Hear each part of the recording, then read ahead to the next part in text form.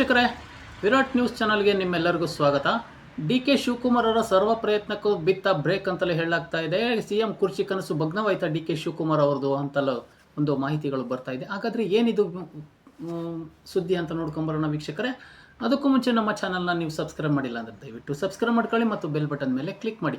ರಾಜ್ಯದಲ್ಲಿ ಸಿಎಂ ಕುರ್ಚಿ ಕದನ ಕಾವೇರಿದೆ. ಸದ್ಯ ಡಿ.ಸಿ.ಎಂ ಸ್ಥಾನದಲ್ಲಿರುವ ಡಿ.ಕೆ. ಶಿವಕುಮಾರ್ ಅವರು ಸಿಎಂ ಸ್ಥಾನದ ತಮ್ಮದಾಗಿಸಿಕೊಳ್ಳಲು ಶತಾಯಗತೆಯ ಸರ್ವ ಪ್ರಯತ್ನವನ್ನು ಸಹ ನಡೆಸಿದ್ದಾರೆ. ಆದರೆ ಯಾಕೋ ಏನೋ ಅದೃಷ್ಟ ಅವರ ಪರವಾಗಿಲ್ಲವೇನೋ ಎಂಬಂತೆ ಭಾಸವಾಗ್ತಾ ಇದೆ.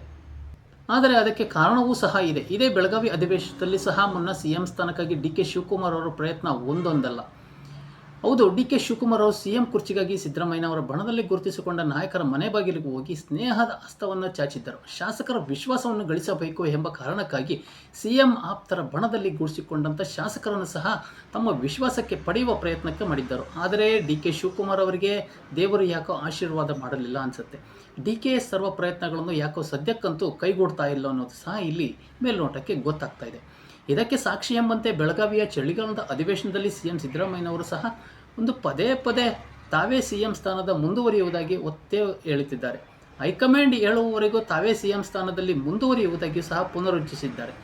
ಇದಾದ ಬಳಿಕವೂ ಸಹ ಡಿ.ಕೆ. ಶಿವಕುಮಾರ್ ಅವರು ತಮ್ಮ ಪ್ರಯತ್ನ ಪಟ್ಟಿಲ್ಲ, ಬಿಟ್ಟು ಇಲ್ಲ ಮತ್ತು ತಮ್ಮ ಮಧ್ಯೆ ಮಾತುಕತೆಯಾಗಿದೆ, ಮಾತಿಗೆ ತಕ್ಕಂತೆ ನಡೆದುಕೊಳ್ಳಬೇಕು ಎಂದು ಪರೋಕ್ಷವಾಗಿ ಸಹ ಮಾತನಾಡ್ತಾ ಬರ್ತಾ ಇದ್ದಾರೆ.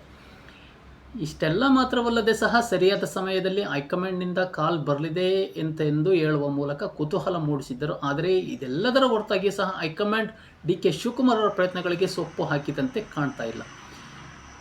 ಇದಕ್ಕೆ ಪುಷ್ಟಿ ಎಂಬಂತೆ ಎಐಸಿಸಿ ಅಧ್ಯಕ್ಷ ಮಲ್ಲಿಕಾರ್ಜುನ ಖರ್ಗೆ ಅವರು ಸಹ ಕೂಡ ನಾಯಕತ್ವ ಗೊಂದಲವನ್ನು ಲೋಕಲ್ ಲೀಡರ್ಸ್ ಮಾಡಿಕೊಂಡಿದ್ದಾರೆ. ಈ ವಿಚಾರದಲ್ಲಿ ಹೈಕಮಾಂಡ್ಗೆ ಯಾವುದೇ ಗೊಂದಲವಿಲ್ಲ, ಕೇವಲ ಅವರವರ ನಡುವಿನ ಇಲ್ಲ ಸಲ್ಲದ ಗೊಂದಲ ಸೃಷ್ಟಿ ಮಾಡಿಕೊಂಡಿದ್ದಾರೆ. ಎಲ್ಲದಕ್ಕೂ ಹೈಕಮಾಂಡ್ ಅಂದರೆ ಹೇಗೆ ಅಂತಂದು ಸಹ ಅವರು ಹೇಳಿದ್ದಾರೆ.